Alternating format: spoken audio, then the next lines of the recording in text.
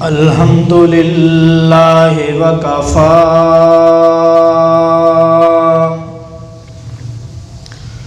والصلاة والسلام علی سید الانبیاء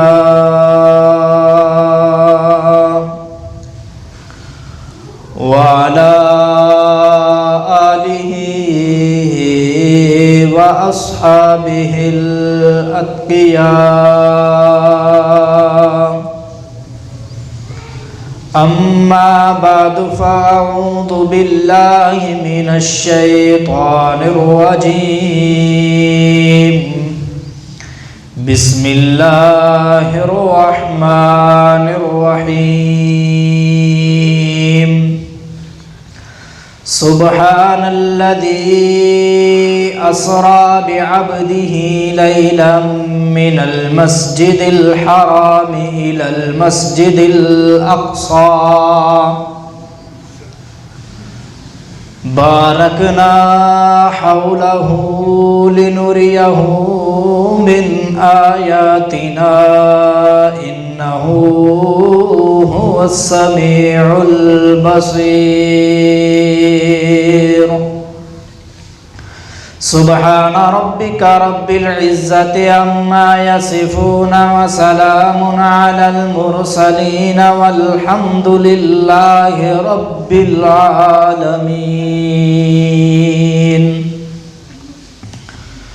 رب اشرح لي صدري ويسر لي أمري واحلل عقدة من لساني يفقهوا قولي رب اشرح لي صدري ويسر لي أمري واحلل عقدة من لساني يفقهوا قولي رب اشرح لي صدري ويسر لي أمري واحلل عقدة من لساني يفقهوا قولي رب زدني علما رب زدني علما رب زدني علما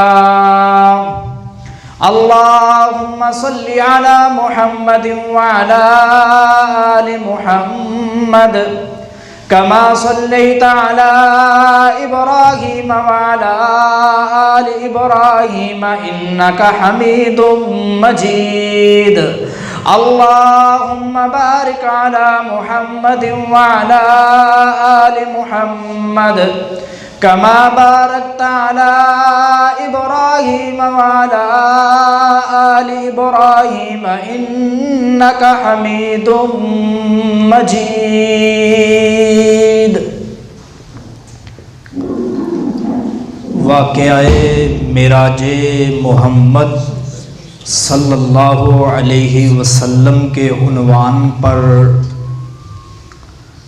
آج تیسرا جمعہ ہے۔ پہلے جمعے آپ نے معراج کا مطلب، مفہوم، معنی، کب ہوا، کہاں سے ابتدا ہوئی، یہ سارا منظر اور واقعہ سنا، اور مسجد نبوی تک، پھر مسجد اقصیٰ تک لے جایا گیا حضور نبی کریم صلی اللہ علیہ وسلم کو۔ پھر دوسرے جمعے آپ نے سنا آسمانوں کی سیر، انبیاء سے ملاقات، پھر رب الارباب سے ملاقات، اور وہاں اللہ کے نبی نے 3 تحفے پیش کیے تھے یاد دہانی کے لیے۔ پہلا تحفہ التحیات، دوسرا تحفہ والصلوات، تیسرا تحفہ والطیبات۔ کیا مطلب؟ مولا میری قولی عبادت، میری بدنی عبادت، میری مالی عبادت۔ گویا کہ میرے نبی نے اللہ سے کہا مولا میں کچھ نہیں، سب کچھ تو ہی تو ہے۔ میں محمد بڑی شانوں کا مالک ہوں، میں محمد بڑے بلند مرتبے والا ہوں، میں محمد بڑا فخر ہوں لوگوں کے لیے، میں محمد ایسا ہوں کہ جس کے کہنے پہ بند مٹھی میں کنکریاں بھی کلمہ پڑتی ہیں، شجر سایہ کرنے لگتے ہیں۔ میں جس عورت کے پیٹ میں تھا، اللہ عرب کی تپتی ہوئی زمین اس کے لیے روئی کی طرح بن گئی، آسمان کی بدلیاں اس کے لیے سایہ کرنے لگی۔ مولا میں اتنا عظیم ہوں کہ جس جگہ قدم ٹکا دوں اس جگہ کی تو قسمیں اٹھانے لگ جاتا ہے۔ مولا میں اتنا عظیم ہوں کہ انگلی کا اشارہ چاند کی طرف کروں تو دو ٹکڑے کر کے رکھ دیتا ہے۔ میں محمد اتنا عظیم ہونے کے باوجود کہہ رہا ہوں التحیات، اے اللہ میری قولی عبادت، والصلوات، اے اللہ میری بدنی عبادت، والطیبات، میری مالی عبادت للہ، کس کے لیے ہے؟ جب انسانوں کا سردار اللہ کے سامنے اس قدر عاجزی کا مظاہرہ کر رہا ہے، پھر میری اور آپ کی کیا یہ اوقات بنتی ہے کہ ہم ایک خالق کا در چھوڑ کر در بدر ٹھوکریں کھائیں؟ خیر یہ سارا مفہوم میں نے آپ کے سامنے عرض کر دیا تھا۔ اللہ کے نبی نے کتنے تحفے دیے؟ 3۔ بدلے میں اللہ نے 6 تحفے محمد صلی اللہ علیہ وسلم کو عنایت فرمائے، جن میں سے 3 کا تذکرہ میں نے پچھلے جمعے کر دیا تھا۔ پہلا تحفہ السلام علیکہ ایھا النبی، اس کی ساری تفصیل آپ نے سن لی۔ ورحمت اللہ، اللہ کی رحمتیں وہ محمد تجھ پر، اور وہ رحمتیں کیا کیا تھی وہ بھی آپ نے سنی۔ پھر وبرکاتہ، اے محمد تجھ پر میری طرف سے برکتیں ہوں۔ جب یہ 3 انعام محمد صلی اللہ علیہ وسلم کو ملے، قربان جاؤں اپنے محمد پر کہ اس مقام پر بھی اپنی امت کو نہیں بھولے۔ اے اللہ کیا یہ انعام مجھ پر ہیں یا میری امت کو بھی شامل ہیں؟ جب یہ میرے نبی نے کہا تو فرشتے یک زباں ہو کر کہنے لگے اشہد لا الہ الا اللہ و اشہد ان محمدً عبدہ و رسولہ۔ کتنا عظیم پیغمبر ہے کہ اتنے اونچے مرتبے پر، اتنے اونچے مقام پر پہنچ گیا، لیکن پھر بھی اپنی امت کو بھولا نہیں۔ تو یہ میرے اور آپ کے لیے سبق ہے کہ جب میرا نبی ہر قدم پہ اپنی امت کو یاد رکھتا ہے تو پھر میرے اور آپ کے اوپر بھی یہ ذمہ داری عائد ہوتی ہے۔ مجھے اور آپ کو بھی چاہیے کہ ہم بھی اپنی زندگی کے ہر قدم پہ محمد عربی صلی اللہ علیہ وسلم کو یاد رکھیں۔ قدم کا یہ مطلب نہیں ہے ایک قدم اٹھایا محمد، دوسرا قدم اٹھایا محمد، تیسرا قدم اٹھایا محمد، یہ مطلب نہیں ہے۔ مطلب یہ ہے کہ ہم جو بھی اپنے اعمال کرتے ہیں وہ نبی علیہ السلام کے طریقے کے مطابق کریں۔ ہم اپنی شادیاں کریں تو جس طرح نبی علیہ السلام کا طریقہ تھا اس طرح کریں۔ جب ہم میں سے کوئی عزیز رشتہ دار کسی کا فوت ہو جاتا ہے تو اس کو کس طرح کفنانا ہے، کس طرح دفنانا ہے، کیا معاملات کرنے ہیں، جس طرح میرے نبی نے اپنے جانثار صحابہ کو دفنایا، کفنایا اور معاملات کیے، ہمیں بھی ویسے ہی کرنے چاہیے۔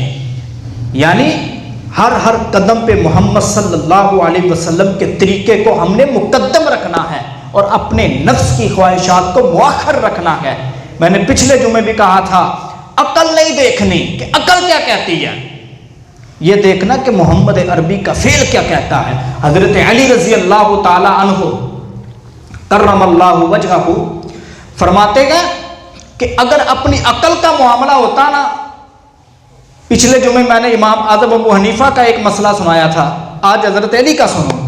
کہتے ہیں اگر عقل کا مسئلہ ہوتا نا تو میں کبھی پاؤں کے اوپر مسا نہ کرتا، میں پاؤں کے نیچے مسا کرتا، کیونکہ گندگی تو پاؤں کے نیچے لگتی ہے۔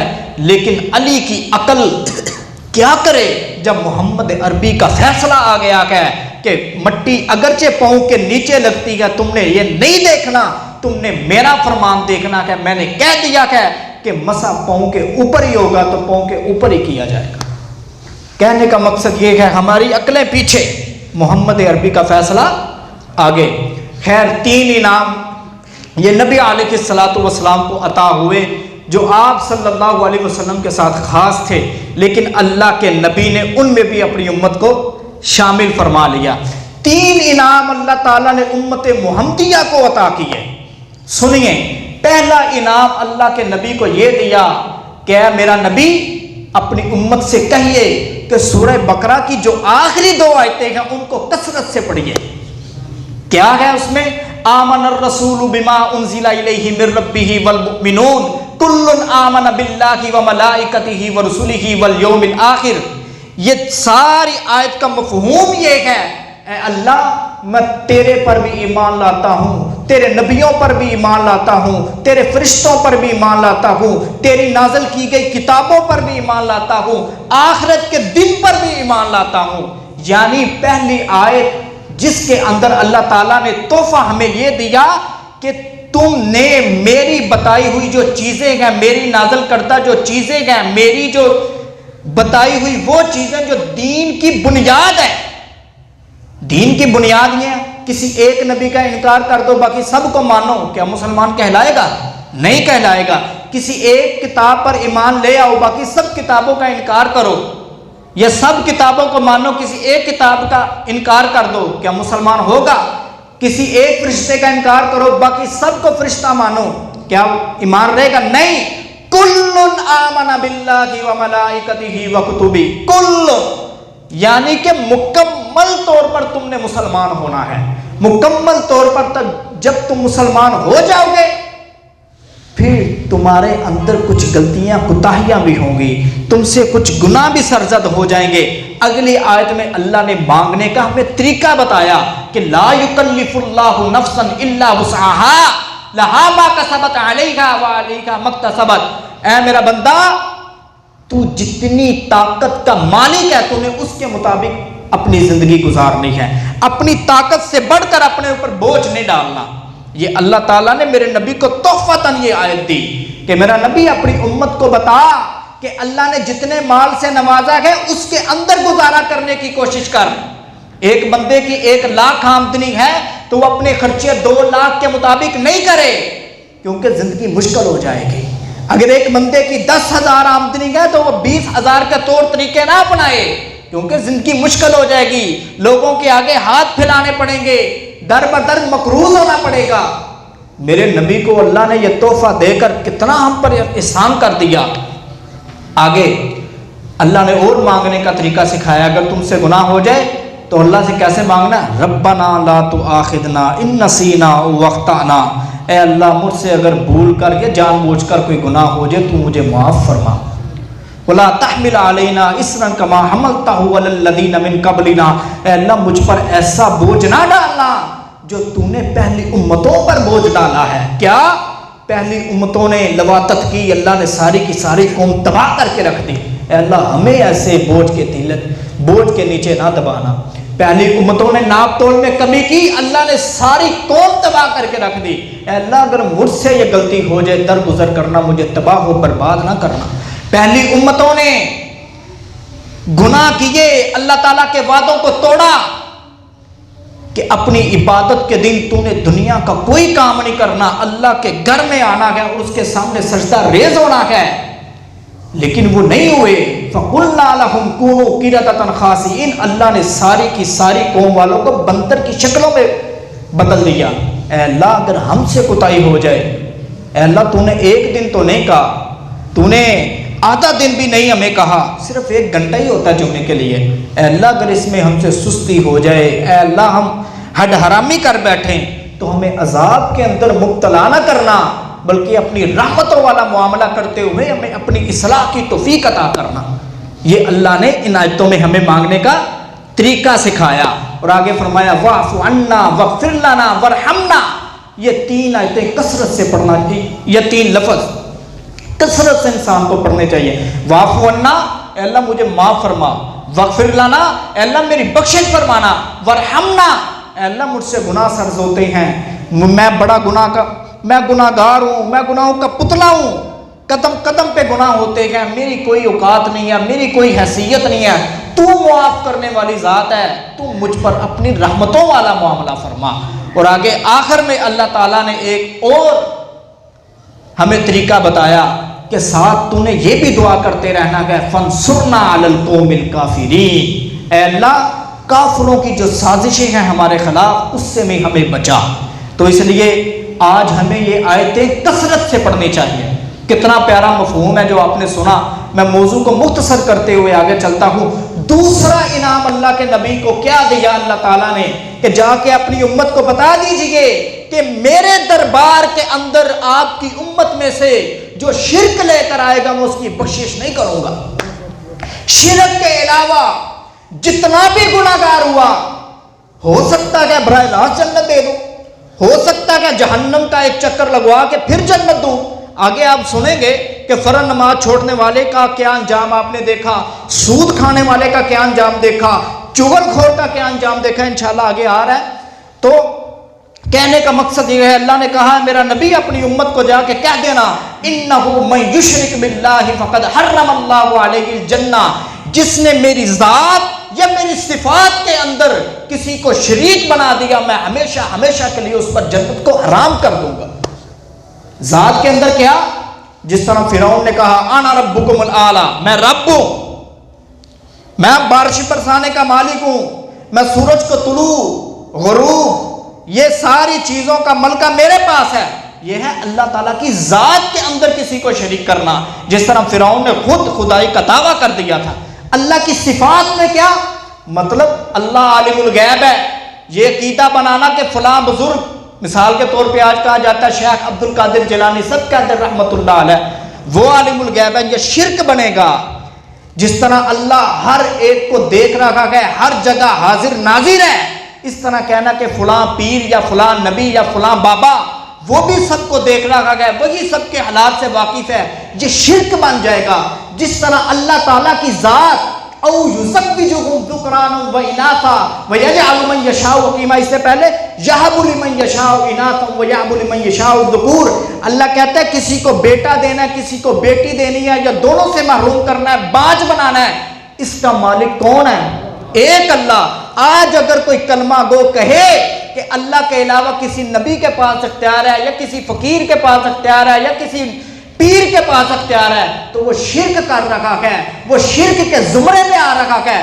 یاد رکھیے گا میرے اللہ نے اپنے محبوب پیغمبر کو آسمانوں پہ بلا کر یہ پیغام دے دیا کہ جس نے یہ والے اعمال کیے، جس نے یہ والا عقیدہ گڑھا، جس نے یہ کرتوت کیے، انہو من یشرک باللہ فقد حرم اللہ علیہ الجنہ، میں اس پر جنت کو حرام کر دوں گا۔ اور کل قیامت کے دن حساب و کتاب کے بعد دو ہی ٹھکانے ہوں گے، یا جنت ہوگی یا جہنم ہوگی۔ جب جنت حرام کر دی گئی ہے، پیچھے ایک ہی ٹھکانہ بچتا ہے، اور وہ ہے جہنم۔ اور جہنم میں جو بندہ جائے گا شرک کر کے یا کفر کر کے، کتنے دن کے لیے جائے گا، کتنے سال کے لیے جائے گا، کتنے مہینوں کے لیے، کتنی صدیوں کے لیے؟ اللہ کہتا ہے خالدین فیہا، ہمیشہ ہمیشہ کے لیے جائے گا۔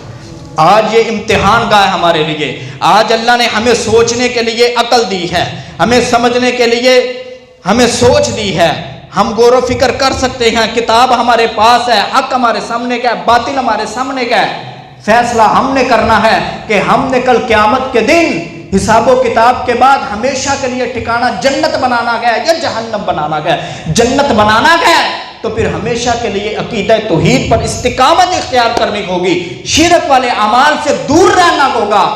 اگر ایک ذرہ برابر بھی شرک آ گیا، نامہ اعمال میں جتنی بڑی مرضی نیکیاں لے کر چلے جانا، جتنی مرضی زکاتوں والے عمل لے کر چلے جانا، 60-70 حج کر کے چلے جانا، جتنی مرضی یتیم اولاد کے ہاتھ پہ اپنے شفقت والا ہاتھ رکھ کر اتنا بڑا عمل لے کر چلے جانا، جو مرضی کر لینا، لیکن جنت کے مالک نہیں بن سکو گے۔ اس لیے مختصر کرتا ہوں موضوع کو۔ 2 انعام ہو گئے۔ پہلا انعام کہ آخری 2 صورتوں کو کثرت سے پڑھیے۔ پڑھنے کا مطلب یہ نہیں ہے صرف پڑھتے جانا، پتہ نہیں اندر کیا، مطلب اس کو سمجھ کے اس کے مطابق زندگی گزاریے۔ اور دوسرا کہ عقیدہ توحید پر ڈٹے رہیں، اگرچہ جتنی مرضی آزمائشیں آ جائیں۔ حضرت بلال کی زندگی ہمارے لیے سبق ہے۔ کہا چھوڑ دے محمد کو، 360 بتوں کی عبادت کر۔ فرمایا بلال مر تو سکتا ہے لیکن محمد عربی کا دامن نہیں چھوڑ سکتا۔ اور وہی بلال جب معراج کی شب میرے نبی جنت میں سیر کر رہے تھے، جبریل اور آقا 2 ہی بندے تھے، ساتھ تیسرے کی آواز آئی۔ فرمایا جبریل یہ تیسرا بندہ کون ہے؟ فرمایا آپ کا غلام بلال ہے، چل مکہ کی گلیوں میں رہ، لیکن اس کی قدموں کی آواز اللہ جنت میں سنا رہا ہے۔ آپ عقیدہ توحید پر ڈٹیں، برادری چھوڑے گی آپ کو، دوست احباب دور ہوں گے، تان و تشنیع ہوگی، پگڑیاں اچھالی جائیں گی، کردار کشی کی جائے گی، اور یار اسی کا شاعر کچھ نہیں خود نبی پاک صلی اللہ علیہ وسلم کی کتنی کردار کشی کی گئی. حضرت عائشہ پر جو تہمت لگی، خیر موضوع لمبا ہو جائے گا، میں اپنے موضوع کی طرف آتا ہوں. کہنے کا مقصد یہ ہے جتنی مرضی مصیبتیں آئیں، جتنی مرضی آزمائشیں آئیں، جتنی مرضی تکلیفیں آئیں، زندگی میں شرک نہیں کرنا، کیونکہ اگر ذرہ برابر بھی شرک ہوا، میرا اللہ کہتا ہے سورہ زلزال میں فَمَن يَعْمَلْ مِثْقَالَ ذَرَّةٍ خَيْرًا يَرَهُ وَمَن يَعْمَلْ مِثْقَالَ ذَرَّةٍ شَرًّا يَرَهُ. کوئی نیکی کا عمل اتنا بھی ہوا اس کو بھی میں سامنے لاؤں گا، اور برائی کا چھوٹا سا عمل بھی ہوگا اس کو بھی سامنے لاؤں گا. اور جب اس کو دیکھے گا اپنے نامہ اعمال کو، وَوُضِعَ الْكِتَابُ فَتَرَى الْمُجْرِمِينَ مُشْفِقِينَ مِمَّا فِيهِ وَيَقُولُونَ يَا وَيْلَتَنَا مَا لِهَذَا الْكِتَابِ لا یغادر صغیرۃ ولا کبیرۃ الا احصاها. نامہ اعمال دے کر کہے گا، اپنے کرتوت دے کر کہے گا